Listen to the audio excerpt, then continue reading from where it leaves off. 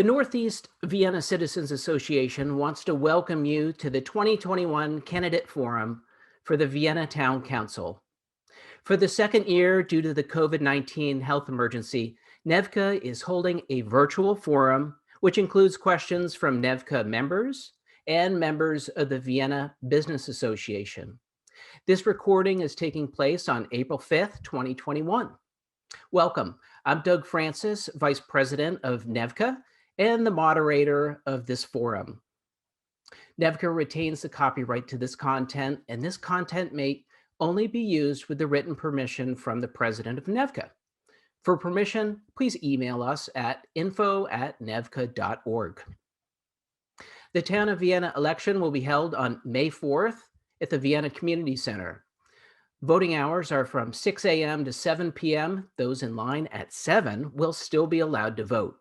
Last year's voting went smoothly without any unusually long waits.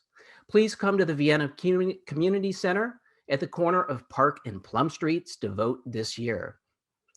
If you wish to vote by mail, go to fairfaxcounty.gov/elections today and select the Vote by Mail button for instructions. Ballot drop-off boxes will not be utilized this year in the Vienna election.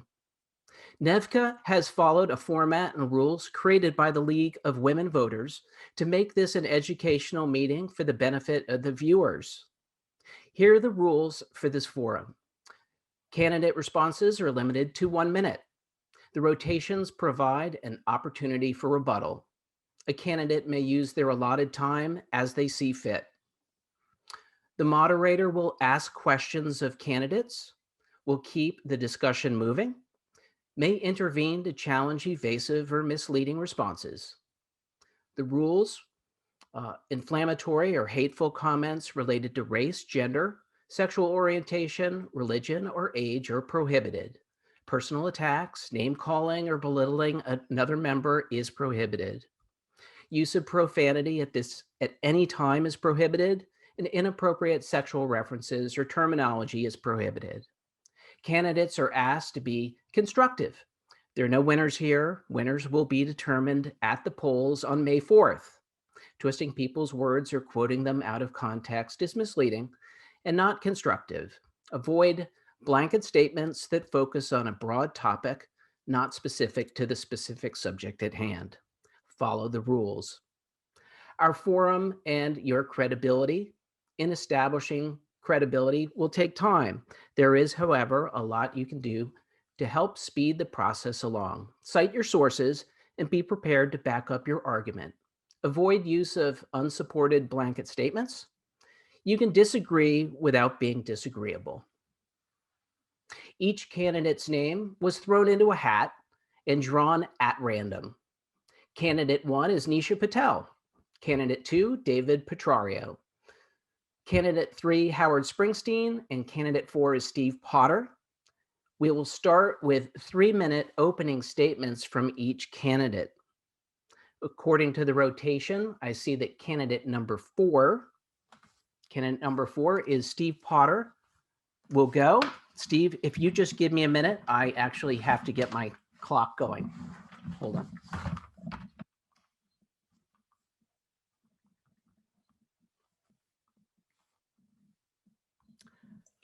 Okay, all set. Thanks, Steve. Thank you, NEVCA and VBA, for hosting this Zoom forum. Good evening, everyone. My name is Steve Potter. My wife and I have lived in Vienna for 17 years.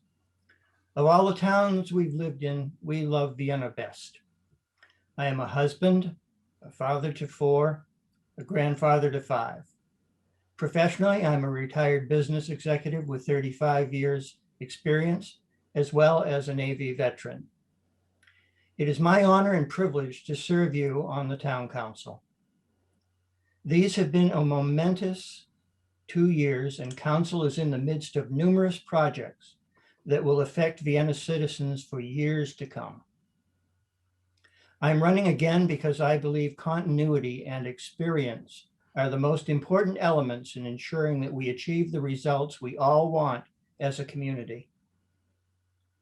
In my last campaign, I focused on the flaws and ambiguities in the zoning regulations and the need to repeal the MAC and take it back to the drawing board. I am proud to say that after healthy discussion and strong collaboration amongst council, that objective was accomplished within 6 months of taking office. As a result, a comprehensive reorganization and update of our zoning code is now underway. Enter COVID.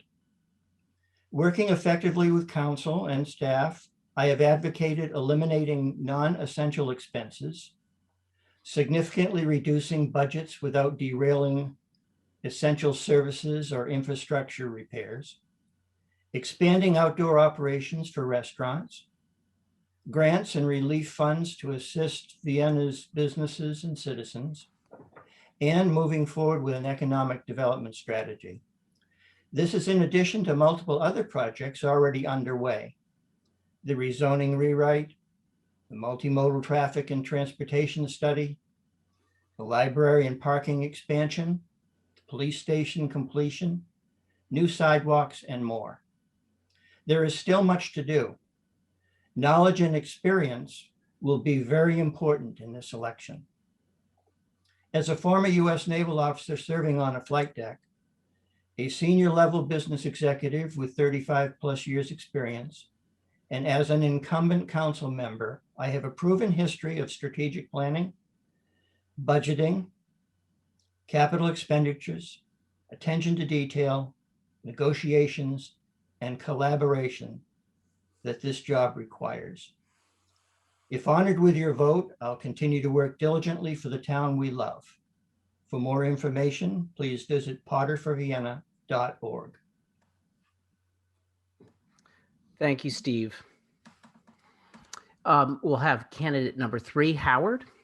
Okay, thank you. Can you hear me? Yes, I can. Okay. Thank you, Nevka and VBA, for hosting this Zoom debate. My name is Howard Springsteen, and I'm running for re-election to the Vienna Town Council and ask for your vote.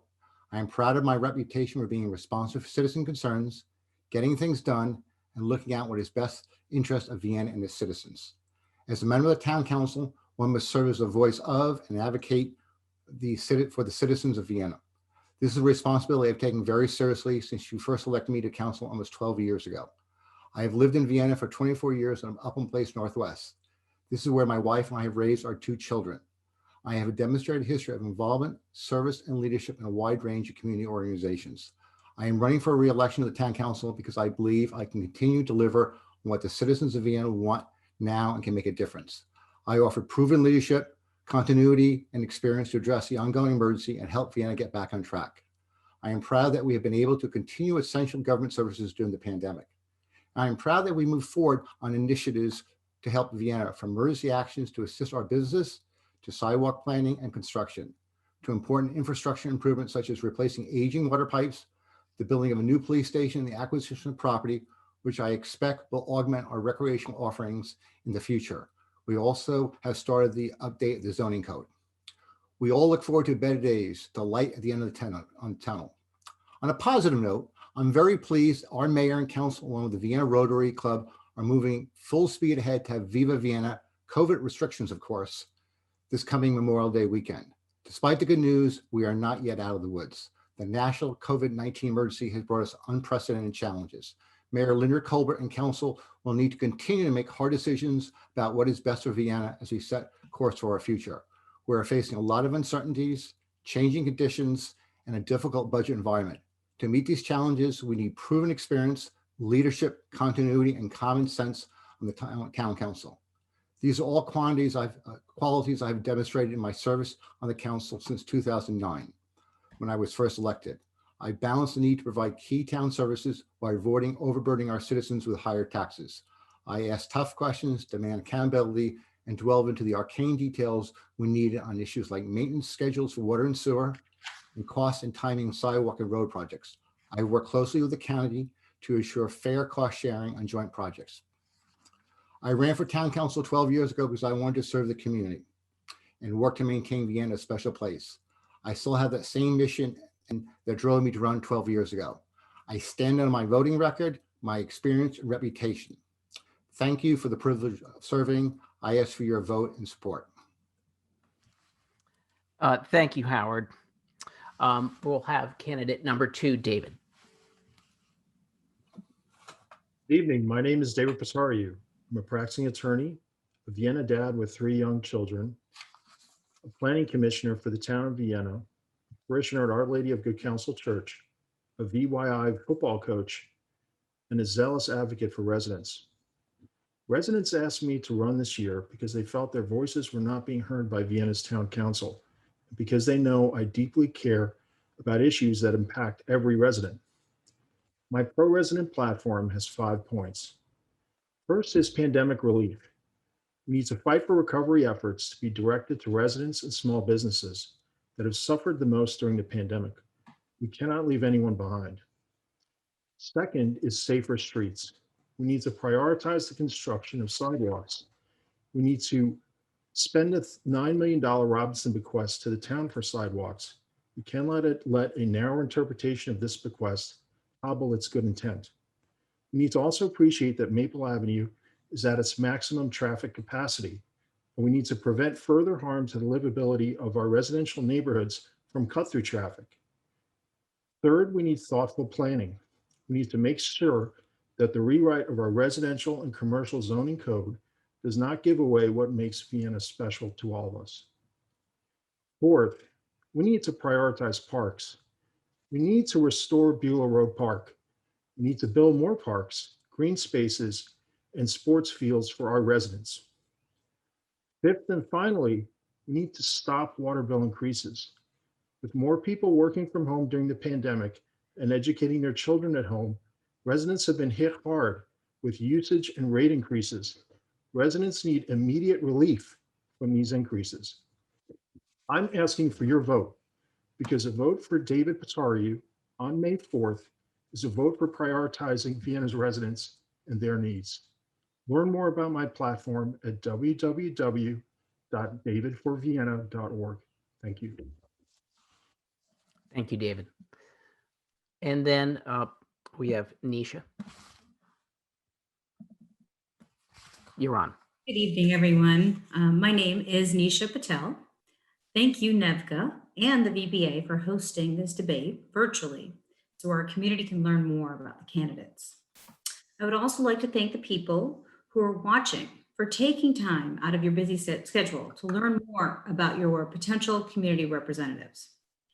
I am a physician, a local business owner, and a mother of 3. I have lived in Vienna for the past 14 years, and I've been on the town council for almost 2 years now. During my time on council, I have assisted in adjusting our budget and our day-to-day operations due to COVID-19. I have advocated for a revision of our commercial and residential zoning. I held a community conversation to stimulate public feedback. I initiated the Council Members Want to Know survey. I advocated for a continuation of a sidewalk to nowhere on Church Street to improve walkability and bikeability in the center of town. I've encouraged our Fairfax County representatives to assist in getting our children back to in-person learning safely and efficiently. I have been budget conscientious and respectful of our taxpayer dollars, and I will continue to advocate for what I believe is best for the town. I am running for re-election for several reasons. I'm committed to completing my goals, such as the zoning update, which will impact traffic and quality of life. I want to continue to help guide the town through this pandemic. As a physician, this is a topic that's particularly sensitive to me. I want to help rejuvenate our local business district and protect our personal property rights. We can all benefit from progress and new businesses, but not at the cost of gridlock traffic, overcrowded schools, and decreased walkability. We are conducting a thoughtful examination of our zoning code, simplifying and expediting the process by which one may obtain a permit. We are looking at a long-term strategy for smart growth and a more efficient government that is responsive to citizen concerns. I am deeply vested in this community, and I would be honored to represent you on the town council for another term. Thank you, and I look forward to answering your questions. Thank you very much. just want to explain to the viewers, we're going to go in the question and answer period. Each candidate will have 1 minute to respond to the question, and then we'll go through a rotation where one of the candidates will have the opportunity to have a rebuttal or additional minute where they're going to comment. Again, we're going through a rotation here. We actually have candidate number 1. Nisha, you're going to have the first question. Got my little timer. I'm going to read this out loud so you can all hear it. And the mulching operation on Beulah Road Park needs to be removed. Now that a new cost study has been completed, are you committed to removing this facility over the next 2 years? Nisha, you have 1 minute. Okay, thank you, Doug. So the mulching facility. So, I believe that leaf collection itself is a very important service. However, mulching has definitely raised some concerns. I'm happy that there are citizens out there that benefit from the mulching program and use the leaf mulch.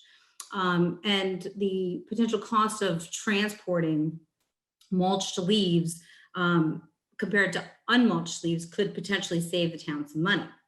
But it is disruptive to the surrounding neighbors, and the land opportunity cost and equipment costs concern me.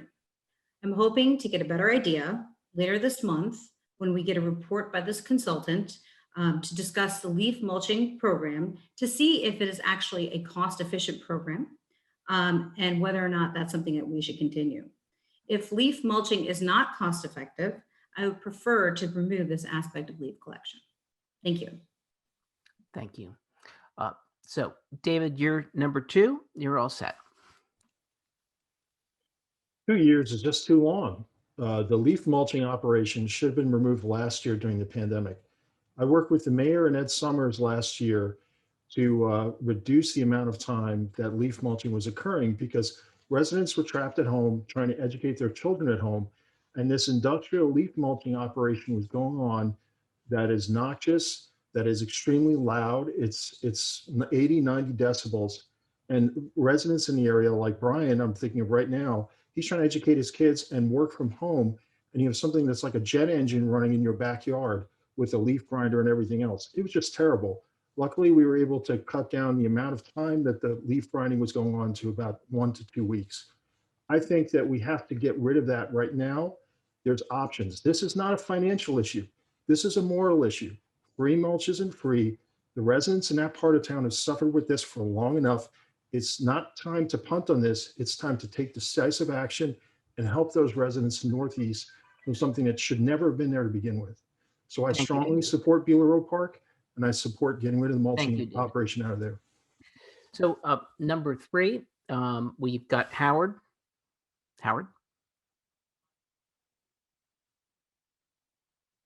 Howard, your mic, you need to unmute yourself. Okay, I'm sorry. Can you hear me, Doug?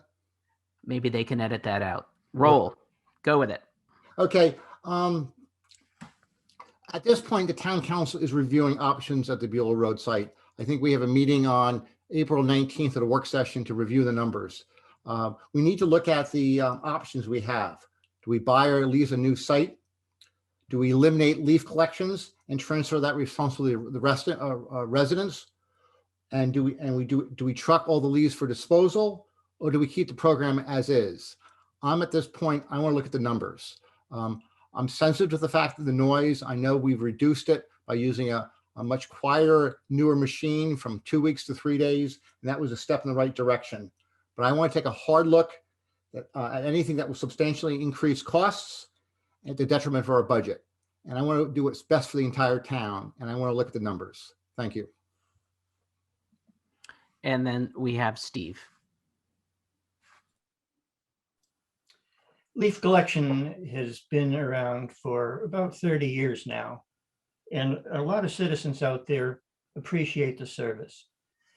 However, we've had some game changers that have occurred recently, and that is that the disposal site where we were able to deliver leaves is no longer free. We also have a 16-year-old mulch grinder that is not functional. So we must come up with some kind of a solution that is the most economical, ecologically sound, and move from there. I've walked the neighborhood and the mulch yard. I've listened to 90-minute PowerPoint presentations and have had several follow-up conversations with local citizens. Moving forward, we need to review and discuss all options and determine the one that is the best long-term for all of Vienna. Thank you, Steve. And now, Howard, you have an additional minute for insight on this. Okay, thank you very much.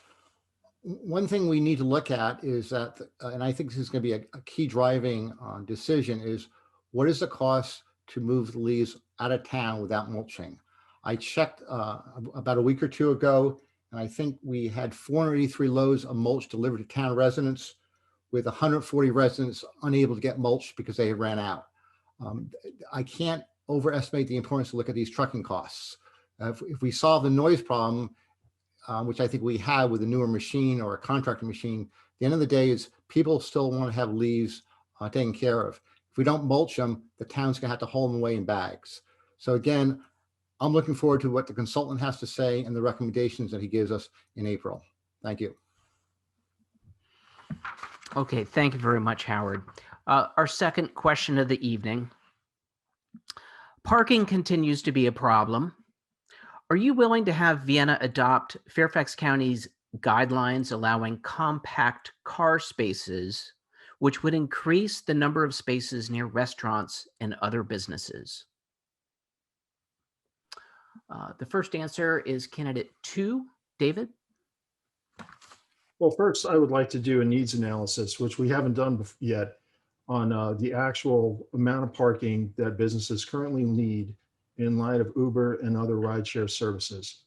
I know there's a plan that I strongly oppose, which is to use the Patrick Henry rebuild to build a new parking garage with a library underneath. And I strongly oppose that. We should keep a library as a library and a parking garage as a parking garage. But until we do that needs analysis, any change or any move to look and see, hey, look, let's use some other standard. Well, we don't know if that standard would work for us. And so I think, and additionally, we're still in the middle of the pandemic, and we don't know what the long-term impact of the pandemic is going to be on people and how they shop and eat and go out. So a lot of this is premature. We need to wait a year until we're done with the pandemic to see where all this settles out. Thank you. So candidate 3, Howard, you're next. Thank you. We've had 2 studies the past several years on the parking needs on Church Street in downtown Vienna. I'm in favor of a parking garage. We looked at one where the Arrington property was, that did not work out well. The library looks like a good option.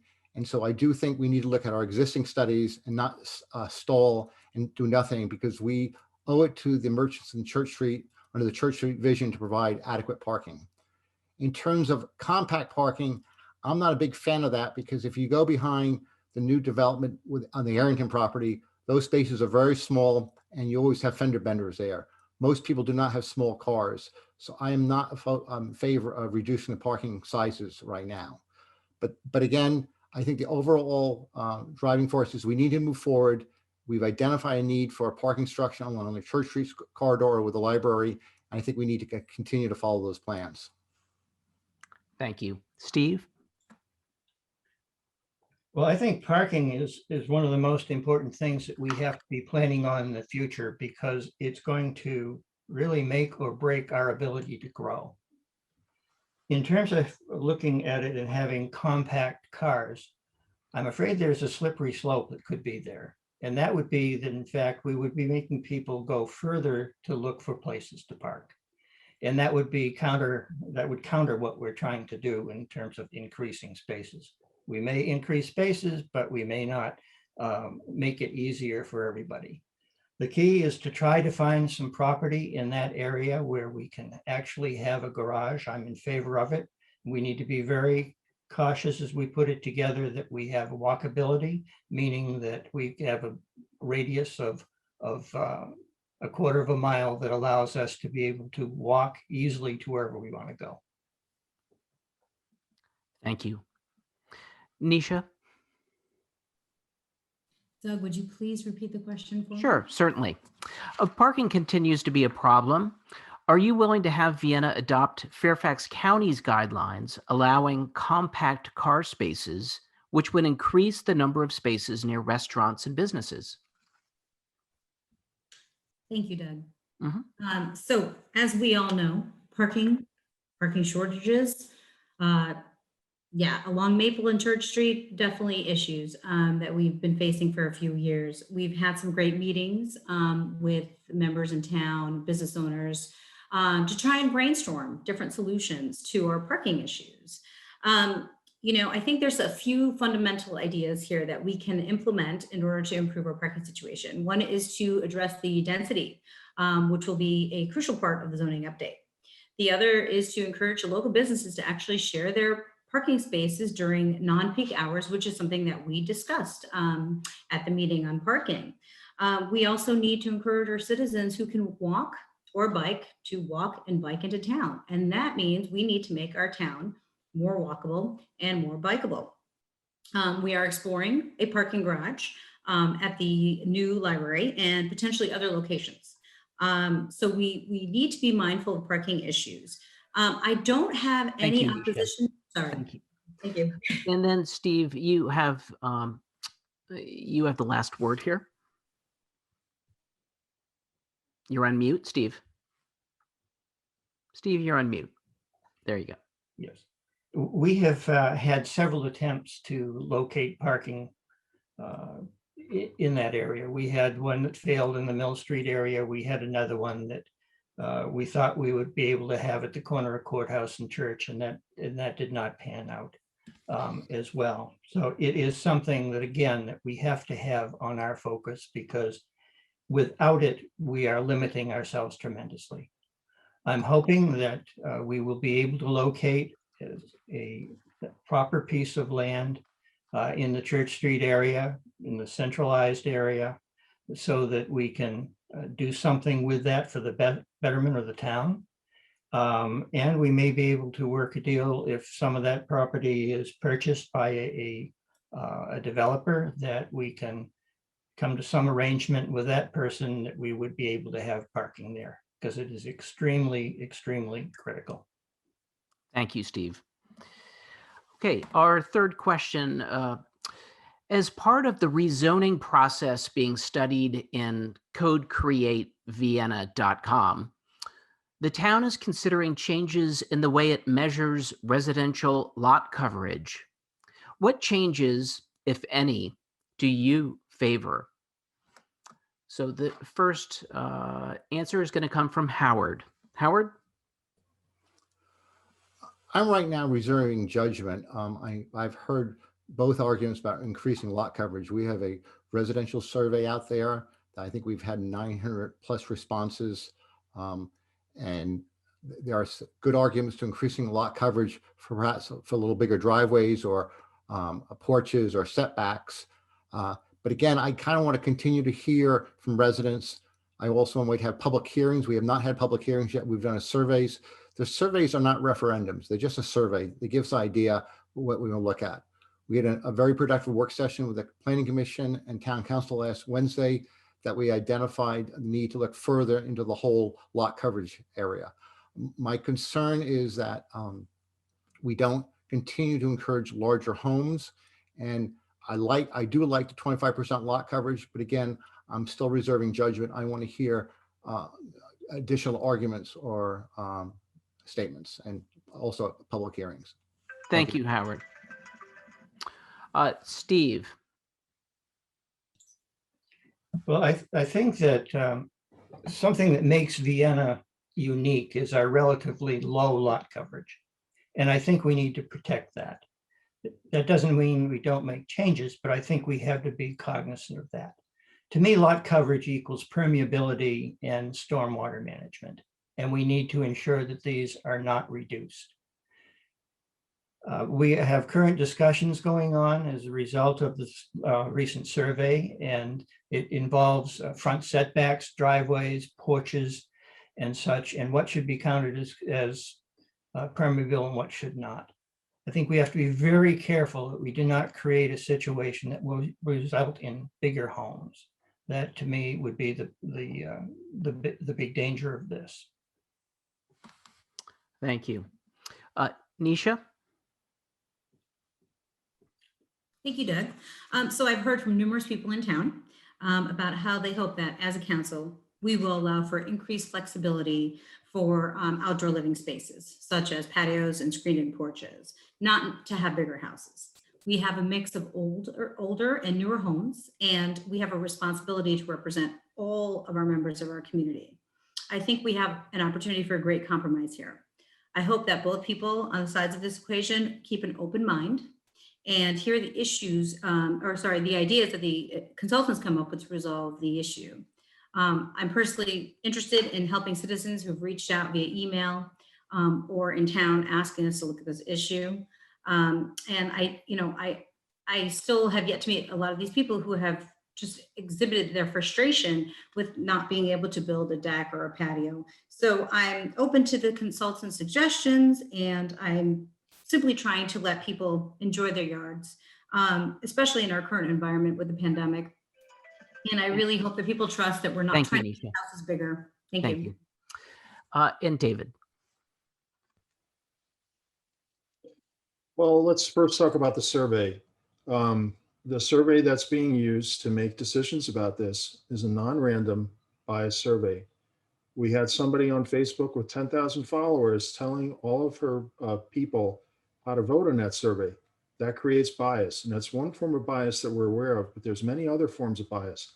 What the town needs to do when billions of dollars of residential property value are at stake is spend the money and do a true survey where you take a random sample and you take a random sample and you actually go out and you query those people as to their preferences.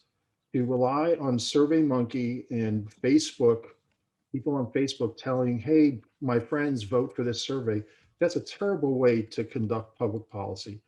I do think that this thing risks increasing house size by upwards of 20%. People should appreciate that. Think about the biggest house on your street and then that house being 20% bigger. Thank you, David. I appreciate that. As far as Anisha, you have the last minute. Thank you, Doug. So, I think surveys are great, and I would support any survey. Obviously, we do the best that we can as a town. We reach out to as many people as we can and say, hey, could you please fill out the survey? Why do we do that? We do that so that we can find out what the people in town actually want. To have 70 or 80% of the respondents to that survey in favor of looking at the laws to improve outdoor living space is not the only indicator that we would go by. Obviously, we have lots of other methods of surveying the community, face-to-face, through emails, through, and a bigger, larger scale survey would be great, but we don't necessarily have the capacity to do that at this point in time, not to say that we won't in the future.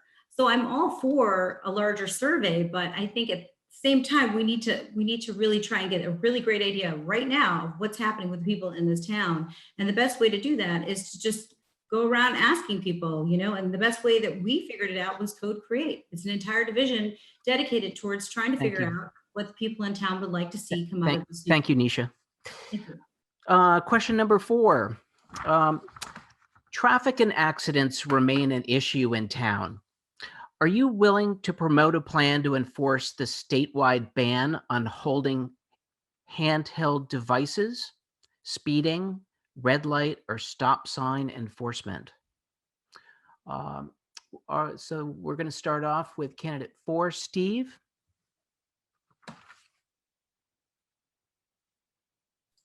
I want to make sure I understand the question. You talked about traffic signals and accidents, and then asked if we would be in favor of the statewide ban on handheld devices. It sounds like enforcing traffic and trying to get people to pay attention, because distracted driving these days is causing people to run red lights and stop signs and create a dangerous situation. So Thank you. Thank you for that clarification. I'm greatly in favor of having controls over the inability to use your handheld device while you're driving. I mean, I think all of us have been in situations too many times where you'll see cars that'll be swerving out of their lane, and you next thing you know, you see that they are using a cell phone. I think Maryland was the first one to take it and run with it. And I lived in Maryland at the time, and I thought it was a great move to be able to do that. The problem is the enforcement aspect. I mean, a police officer cannot be everywhere at any time. We have no devices that detect such things going on. So I am very much in favor of it. But I do have concern about how it will be enforced. thank you. Nisha, you're up on this. Thank you, Doug. So I'm definitely in favor of doing anything that's going to make our streets safer for our children and our pedestrians. Definitely feel that having a handheld device while driving is extremely dangerous and extremely distracting. I'll be the first to admit that I've been guilty of it in the past, but that's not saying it's okay. And I have to conscientiously say to myself, put your phone away when you get in the car. And I think we all need to make that conscious effort. Installing speed tables in local roads will also be a nice reminder for drivers to slow down. Enforcing stops at stop signs, definitely in favor of that too. Anything that we can do to make our community safer, because as we all know, Vienna is a walkable, bikeable, family-friendly community, and we don't need people racing through town, distracted on their cell phones, not paying attention to what's in front of them. Thank you. Thank you, Nisha. And David.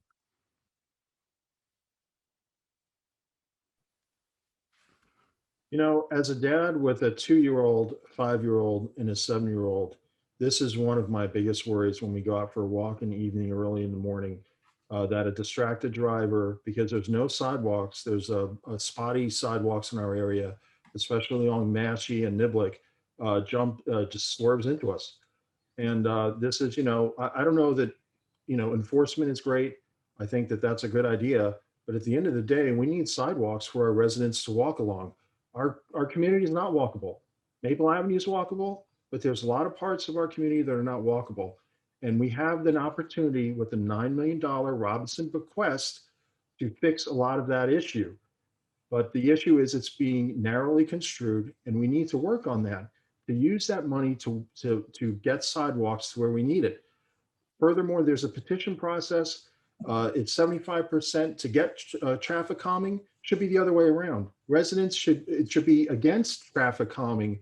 Put the burden on people that don't want traffic calming, so that we can get the relief that people need. Thank you, David. And then Howard.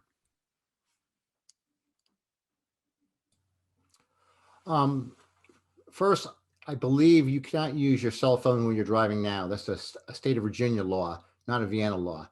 And I think that's a statewide law. Vienna cannot change a state law. So that is the law. That's my understanding. And I'm very much in favor of that law. I do think until the COVID-19 hit, we did a very good job of enforcement. I think our police wrote over 6,000 tickets. Because of COVID, they try to keep distances. They've cut that back a bit. I think once we get out of COVID, we should keep up the traffic enforcement and continue to moderate the speed limit through town, continue to have the motorcycle squadron, which I think is on a good day, there's 5 people on duty to enforce the traffic laws. In terms of sidewalks, I agree we need more sidewalks, but we have probably $50 to $60 million worth of sidewalk needs, and realistically, we're moving as quickly as we can. So Thank you, Howard. And just so, as of January 1st, it is a $125 fine if you're using your handheld device and driving a car simultaneously. The follow-up on this is David. You have another minute, David. You're still muted. Yeah, there we go. Great. Knew that would happen. This is an issue that's near and dear to my heart because of my young children, and all of the families in my area have young children, and we've even had people that said, "Oh, we don't want sidewalks," and then suddenly they have kids, and now they're like, "Yeah, we need sidewalks." So that's the best way to address this. We can enforce the laws as they are on the books, and that's fine. But at the end of the day, a kid walking on a sidewalk with their parents or by themselves is going to be infinitely safer than a kid in the street. And so we need to really focus on that. This is what, when I talk in my campaign about having resident focused priorities, this should be an agenda item at every town council meeting. How many miles of sidewalk are we completed? What streets are we working on? How are we finishing how are we fully spending the Robinson bequest to the best ability possible? Until we do that, we're not serious about sidewalks. So we need to get serious about sidewalks and get it done. Great. Thank you. So question number 5. There are water pipes being replaced in our streets in Northeast. What do you consider your highest priority public works project for the town over the next 2 years? Nisha, you're up on this one. Thank you, Doug. So you mentioned the water pipes. I do think that so if you're asking me what the highest priority is, that's a tough one. There are so many priorities that the What would Department of be, Public Works. what's your highest priority? So, I think that getting the water and sewer infrastructure organized is very important. But I also think that the traffic along Maple Avenue is another issue that needs to be dealt with. The Department of Public Works right now did procure funding to put in the smart controls and the traffic lights, and they are currently looking at the infrastructure to be able to support that. So I think it's very important that they continue along that path to get the lights synchronized on Maple so that our traffic is improved. I think that as far as the water pipes are concerned, we need to replace the water pipes because, Vienna was built out in the 50s and 60s, and we cannot have continual water main breaks like we've been having. So I think that's another priority with Public Works. Thank you, Nisha. So David? So public works thing, I guess the first thing is now that we've embarked on this $17 million police station project, just to make sure that we get a hydrology report so that we don't have the same cost overruns that we had in the community center where they found water under the community center and the foundation was bad and everything else. Regarding other public works projects, I think people conflate the ask to stop water rate increases with not caring about the infrastructure. Giving residents a relief from the water rate increases during the pandemic for a year or two does not mean we're not replacing pipes.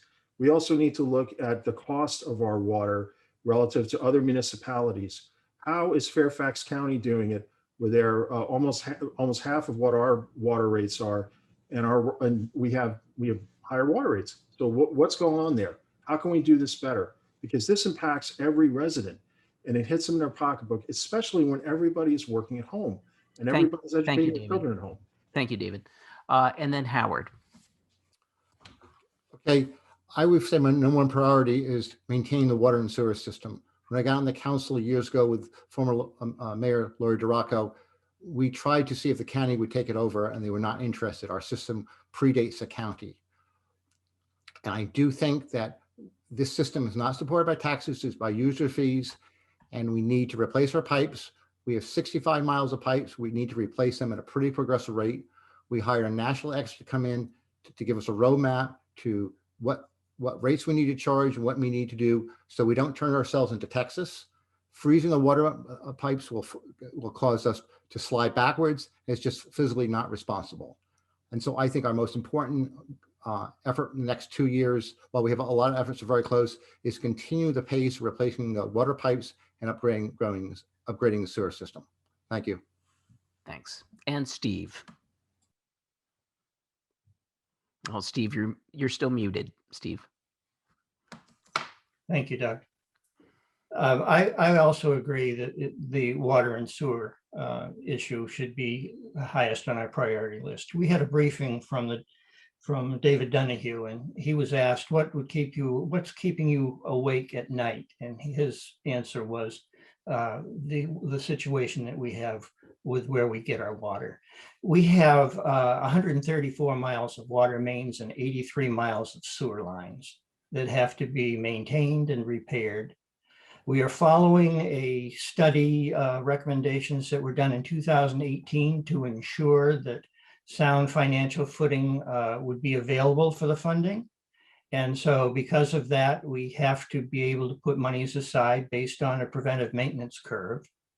And we also have to be in compliance with the state and federal regulations that are in place. So this is not something that is being done arbitrarily. We purchase the water, 77 million gallons a year from Fairfax Water, and we have to pay what they charge us. Thank you, Steve. Howard, you have the last follow-up here. Yeah, I just want to, we had a water and sewer rate study that is available online that we update every 2 years, and that is our guiding principle. If we don't follow this, the system will just slip backwards and we'll have a maintenance nightmare on hand. So I'm continuing to advocate that we follow the study, the guidelines laid out, and continue replacing pipes, because if not, we're going to have a major problem in several years. So I think this freeze of the rates is a nice soundbite, but no one has been cut off the past year. We have a fund. If you cannot afford to pay your rates, we would have paid your bills. We're acting in a very prudent manner. Thank you, Howard. Okay, we're going to move on to question number 6. Residents feel the current tree canopy let me read that again. Residents feel the current tree canopy preservation requirements are, quote, clearly not working. What recommendations can you make to help maintain highly valued old trees in Vienna? Our first goes to David. David? Well, the first is when we have a tree preservation plan, let's follow it. So there was a situation behind Wawa where there was 3 or 4 trees that were laid out on a tree preservation plan. And we've yet to get to the bottom of who at the town staff allowed those trees to get cut down. We hear that it was the arborist. We heard that, but yet there was somebody from town staff beyond the arborist that was probably at that meeting and may have made that decision. And we were not able to get to who actually made the final decision as to not follow the tree preservation plan. So the first thing is to follow our tree preservation plan. Now, the second thing is lot coverage. If we increase lot coverage, we will decrease our tree canopy. The two are, that's just obvious. So if we have to think about that as we entertain, and it is being entertained, increasing house sizes by 20% or the lot coverage, and saying, well, what happens to all the trees in that lot? And then somebody else mentioned stormwater management. That's also another issue. When you decrease the tree canopy, thank you. Take up a lot of water. Thank you, David. So Howard, you're next. Thank you. I live in a 1963 house with a large number of beautiful oak trees. And I've spent a lot of money preserving the oak trees. I'm a big fan of tree coverage. If you come by my house, I practice what I preach. I'm also very much aware that our current requirements are substandard, not because we made them substandard, but we only can put it in place what the state allows us. And we have been working with the state. We've gotten a lot of pushback from the development community statewide to increase it. I think right now is you're supposed to have 20% tree coverage within 20 years. We'd like to move that down to 20% within 10 years. But again, Vienna does not have the authority. We're a Dillon rule state. Until Richmond gives us the authority, we have the best we have right now. Delegate Mark Keene has been working at that. It's in committee. So I'm hoping in the next year or so, we can flip it around to require 20% within 10 years. Thank you. And Steve. Well, this is a subject that's very close to my heart. We can look out of our window and see 2 construction sites that are going on. One lot in particular had 27 trees on it. It was cordoned off for a no cutting zone. And lo and behold, the trees were all cut down. Not a single tree, 2 bushes were left. And this was after the arborist came in and evaluated each of the trees. He recorded it and said which ones were in good health, which ones were not, which ones were in fair health and such. But in my opinion, it was ignored entirely by the contractor. We need to put some teeth into this. There need to be stiff penalties when this happens. We need to be respecting it closely to make sure that things are being done properly.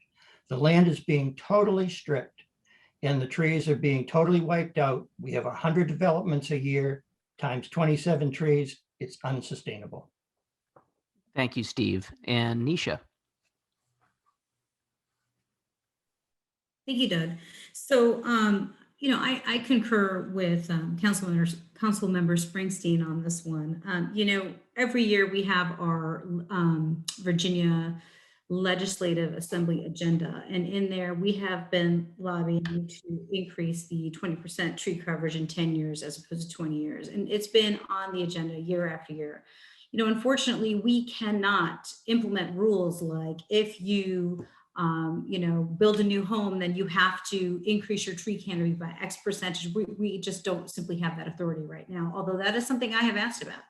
I disagree with David, because I feel like if you are building a patio or a deck, I mean, we can explore ways where we don't actually have to sacrifice existing trees in order to do that. The trees help with stormwater management. Maybe that could be folded into the equation. But I think ultimately, we would have to just continue to lobby for tree protection in the state of Virginia as a town, and we do that through our Thank you, Nisha. representative. And Thank you. Steve, you have an additional minute on this. Well, to go back to what I was saying, I think that there needs to be more teeth in the way we handle this. I think it's nice to have an arborist come in and do a pre-construction inspection, count the number of trees, identify which ones are in good health and which ones are not. But once that information is in there, we shouldn't allow things that are in a tree protection zone to be cut down. And it is, to go to David's point, it's not just an issue of the trees, it's also a water management issue, because the land is no longer absorbing the water. So I would like to see more frequent inspections, and when trees are cut down, I think they should be supervised. Actually, I saw a situation where 4 trees that didn't belong to the person building, didn't belong to the lot, but there were some of the roots that were on there. And on this particular one, there are 5 trees that are in the neighbor's yard whose roots have been Thank you, Steve. destroyed. Thank you. Okay, we're going to move to question number 7. What will you suggest as town initiatives to help small businesses in Vienna recover from the COVID-19 pandemic? First up, we've got Howard. Okay, thank you. Could you repeat the question one more time? Certainly. What will you suggest as, quote, town initiatives to help small businesses in Vienna recover from the COVID-19 pandemic? Okay, thank you. The first thing I would do is we allow the businesses to use some of the parking spaces for outdoor seating. I would continue that probably for the next 6 months to continue to let their businesses grow. We still are getting some more COVID funding. I think we should channel some of this COVID funding, if we legally can, to some of these small businesses to continue to help them survive. And I also think we need to work very closely with our economic manager, with the studies and surveys she's doing, to see what the need is with the business community and where we can help them in areas that they need help. Just as a interesting thing, we thought we had a vacancy rate of 13% for years, but with our new economic manager came in, actually it was 6%. Our vacancy rate is not that bad. And with our new economic advisor that we've had, she's doing a great job reaching out to businesses. Thank you, Howard. Steve, your thoughts? Well, I think the town has already been very active in helping during the recovery. We have several programs that we're taking advantage of that were the RISE program being one. We had several businesses that the total amount came to about $2.76 million that went in their favor. And I think we need to continue because we have the new economic development manager who is on board. She has spent a lot of time coordinating those efforts for the smaller businesses. And when we get into the post aspect, that's when we have to have a good program in place that is a solid plan and a forward-thinking plan and a doable plan. We're bringing on a consultant to be able to help in that effort, and I'm anxious to see what things come out of that study. Thank you, Steve. Nisha, your thoughts? Thank you, Doug. So I think that, again, as Councilmember Springsteen had touched upon, allowing businesses to remain outdoors, but not for a limited amount of time. So I would just continue that as an option for our businesses, and not just restaurants. I mean, salons, exercise facilities, whoever can conduct their business outside should be able to at this point, whenever possible. We have an economic development officer who's done a great job at trying to stimulate our local businesses. She started our first Vienna restaurant week. And then on Saturdays in the fall, different plazas had opportunities to go there and eat. And there was an orchestra that came and played. So I think creating community events around our local businesses would help quite a bit. We have to also help our businesses obtain CARES Act funding and other funding resources from the federal government as relief. And again, Natalie Monkow does a great job at helping our businesses find those opportunities.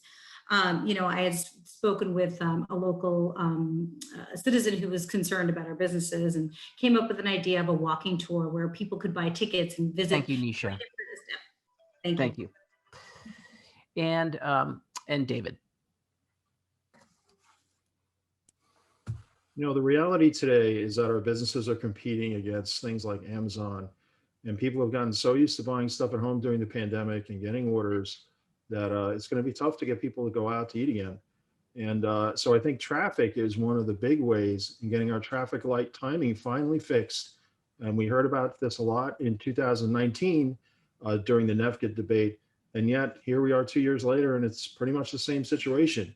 So helping people be able to get to our small businesses and not put them in a position where they're competing with delivery services is probably a first step. A second step is this is an unprecedented event for most businesses. They've had to reduce the number of tables. They've had to reduce the number of customers they can service. One of the better ways to help a business is they need loans to get through this process. So there's going to be some work on that, but we can't stop that good work. And we have to keep thinking, hey, they need loans to get through this, because a lot of these businesses may have been carrying debt just to get through a year, and they're still sitting there with that debt, and they still have the same expenses. Thank you, David. There's two ways that they can. Thank you, David. And Nisha, you have the final thoughts here. Thank you, Dave. Yeah, so, I think people have been getting out and eating in our local businesses and local restaurants, because, our meals tax, we projected a much worse outcome for our meals tax this past year, and we actually only had about a 20% reduction, I believe. Delivery services are great for people because they're still ordering from our local businesses, and that is still helping the businesses. Again, to finish my earlier thought, I had talked about a walking tour of Vienna where somebody could go to one establishment in a plaza or nearby and have, an appetizer or a cocktail, and then maybe go to another business and get their nails done, and then maybe go to another business and get dinner. But we just ideas like this where we need to think outside of the box. How can we help these business owners? And we need to involve the Town Business Liaison Commission and the Vienna Business Association, who have been very helpful at coming up with creative ideas to help promote our local businesses. Our economy, our culture, our likability in Vienna is completely dependent on being able to go out of your house and visit a local business. So that's great. Okay, thank you, Nisha. I appreciate that. Okay, so we're coming down to question 8 here. What do you feel is the most important area of change that should be made in the commercial or residential building code?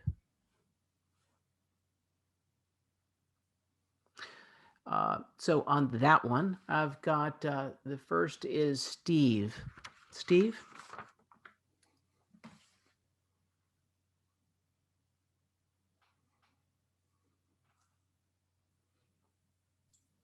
There you go. Okay.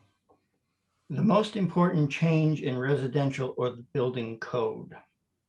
Your pick. Okay. Well, I think that we need to make sure that we maintain the town's, Vienna's unique single-family residence character and quality of life. We have to encourage, I think, a range of housing options for a diverse application. And one of the things that continues to come up is affordable housing. And really, there is no such thing as affordable housing in Vienna. And it's because of the cost of the land. So I think that we're going to have to look at lot size. I think if we want to lower the cost of a dwelling, that we need to look at lot size and perhaps have other alternatives. One is ALUs we've been talking about, where you can do. Thank you, Steve. I appreciate that. Thank you. And now we're going to move to Nisha. Nisha? Thank you, Doug. So an area of change in our zoning. So I definitely will pick commercial.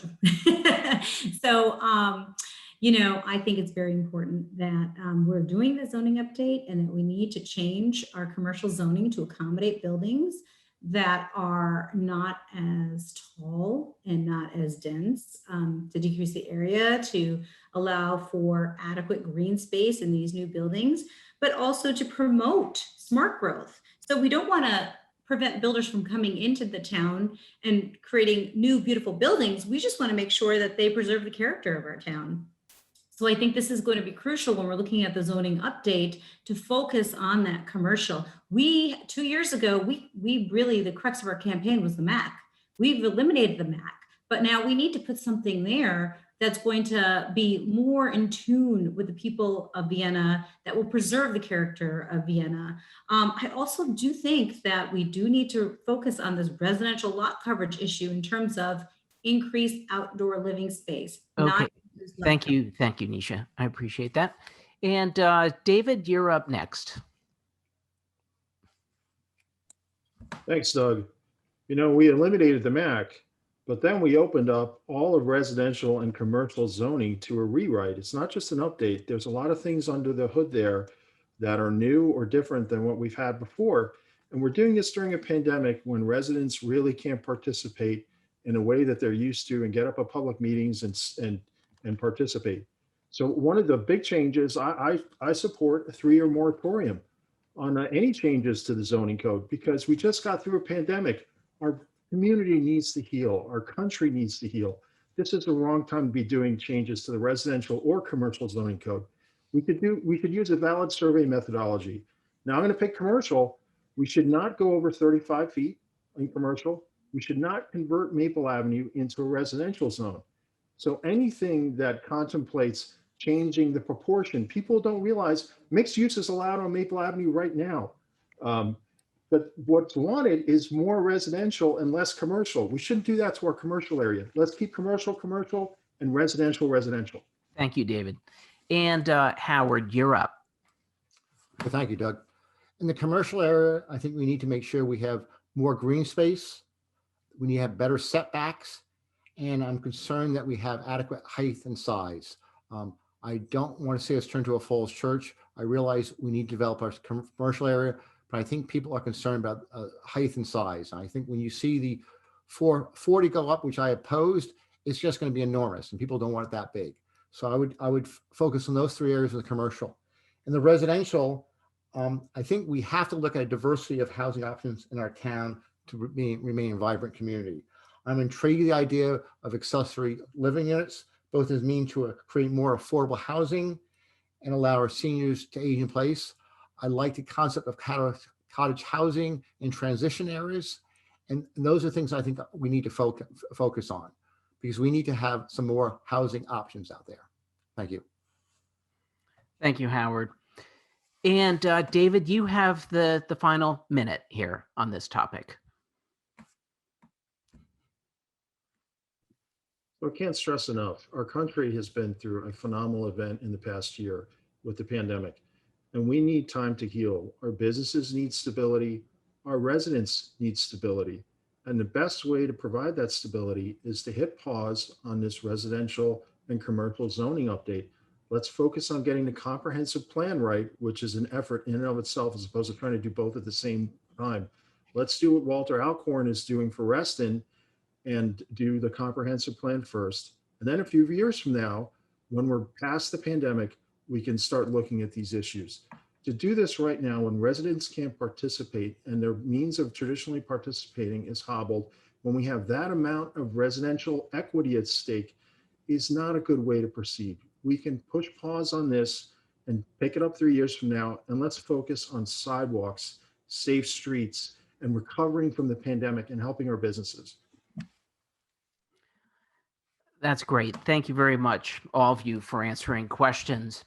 So what we're going to do is we are going to allow for closing statements now from the candidates.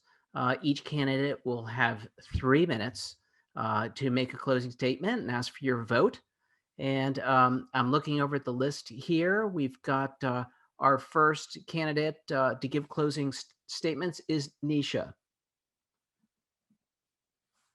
Ready? Thank you. Yes.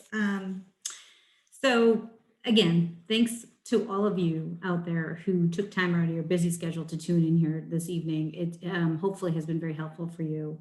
I'm pleased to have had the opportunity to answer your questions today. I know firsthand the importance of community involvement in making Vienna a stronger community. So thank you again, NEVCA and the VBA, for hosting this debate. I hope the debate was informative. I hope that you have a better appreciation of where I stand on the issues, as well as the other candidates. We discussed some very important issues during this debate, such as trees and zoning and public works projects and economic development and COVID-19. And, you know, I just think that these types of questions being answered by your local representatives will help you really shape what to do when you go to the polls May 4th. I encourage these types of community discussions. Communication between citizens and their elected officials is crucial for the success and the enhancement of the community. If re-elected, I hope to continue the open discussions and welcome citizen input. I am passionate about the town of Vienna because I live here, I work here. I hope to retire here, and I want my children to come back here. If you feel the same way, please vote. Please vote May 4th and support the candidates that you can identify with. Thank you. Thank you very much, Nisha. And now we are going to go to David. David, you've got 3 minutes. Thanks. First, let's talk about Beulah Road Park. The town's industrial leaf mulching facility in a residential area has to be moved. You can help by visiting www.restorebrp.org and signing our petition there. This is a moral issue. It's not a financial issue. Free mulch isn't free. The residents there have been suffering with this nuisance for almost 20 years. It's wrong. We need to get it out of here. We need to move the mulching, and we need to help the residents in that area. With your vote, we can fix this. It is fixable, but we need people like yourself to sign our petition. Second, some of the same people that were championing the MAC and voted for oversized projects like the Car Wash Center or Vienna Market are now telling us not to worry about how the commercial and residential zoning rewrite is being handled during a pandemic, no less. Our residents should be very worried because unlike the MAC optional zoning, this zoning update or rewrite is by right. Once the town upzones, it will not be able to downzone if it made a mistake. There will be no do-overs like the MAC this time. That's why I'm calling for a 3-year moratorium on the zoning code rewrite. Residents can't meet in person to express their opinions during the pandemic. Further, our community has been through a tremendous amount with the pandemic, and a 3-year moratorium on any significant code updates is appropriate to allow our community to recover, to allow our businesses to recover, to give stability to residents and small businesses that have been suffering during the pandemic. It's the reasonable thing to do. Third, our town leadership must refocus staff on issues that impact Vienna's residents.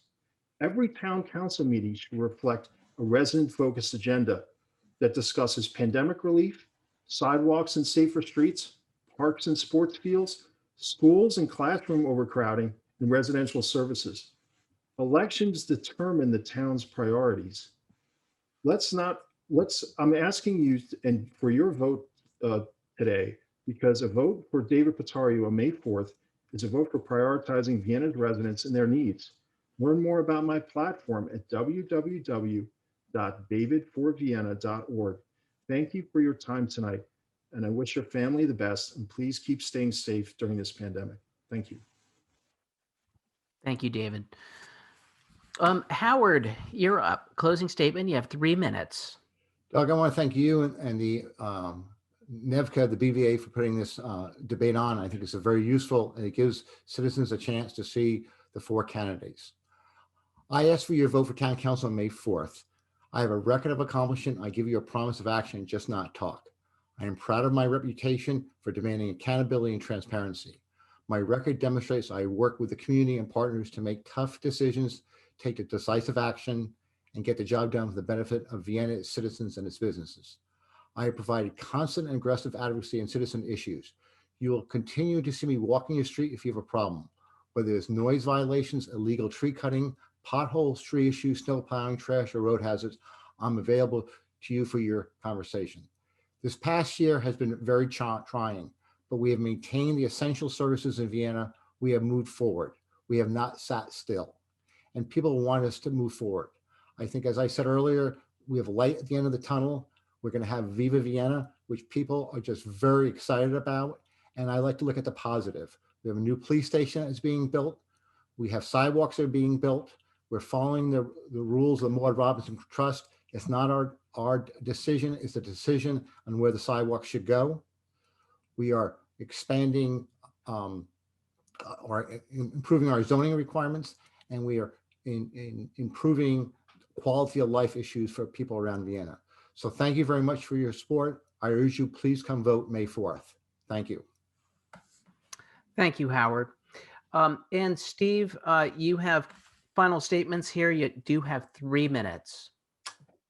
Thank you, Doug, and thank you, NEVCA and VBA, again for sponsoring this forum. I appreciate the opportunity to share thoughts and ideas on how to move Vienna forward and offer my vision on how we can best work together for a bright future.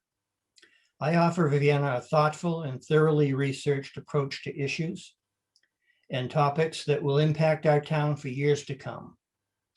We will need to complete the zoning code rewrite. We'll need to continue to improve our sidewalk network to achieve a better, safer pedestrian experience. We'll need to decide future use of 2 newly acquired properties. We'll need to develop ways to best make our business community successful through economic development initiatives. To move forward the optimization of traffic flow on our major street corridors, and to ensure that our infrastructure is repaired and improved. I've gained a deep understanding of these issues and am equipped to develop solid results for our town. At the same time, I'm happy to offer assistance to individual citizens who seek help on a particular need, from potholes to tree limbs to noise problems. I enjoy being able to help people one-on-one with small issues that can make a big difference in their lives. One of my greatest strengths is to collaborate and develop consensus. On a council of 7, including the mayor, we must find ways to work together for the betterment of our community. We certainly don't always agree, but over the last 2 years, we've grown to appreciate our differences, reach compromises, and move our community forward. The only way to do that is through listening to each other. understanding each other's positions, and persuading consensus on the best answers to the challenges that we're facing. I'm proud of how we've come together and look forward to continuing our growth as a governing body. So I ask for the privilege of your vote once again this year. I'm honored to serve on this council, and I look forward to 2 more years helping our great community thrive. Thank you and good night. Okay, thank you very much. The Northeast Vienna Citizens Association wants to thank tonight's candidates for their participation in our forum, and we hope that one day we'll be back at the Vienna Volunteer Fire Station doing this live. And we also want to thank the residents and VBA members who submitted questions. We want to remind Town of Vienna residents that the election is Tuesday, May 4th at the Vienna Community Center. For mail-in voting information, you need to contact fairfaxcounty.gov/elections for instructions. If you're not registered, you need to register by April 12th at 5 p.m. Vote by mail applications must be in by April 23rd at 5 p.m. Vote by mail ballots must be postmarked by May 4th. Ballot drop-off boxes will not be utilized for the upcoming election in Vienna. You also have the option to hand deliver your ballot in person to the Office of Elections at the Fairfax County Government Center. Thank you for watching. Good night. Town election day is May 4th. For more information on early voting and voting by mail, please visit www.fairfaxcounty.gov/elections.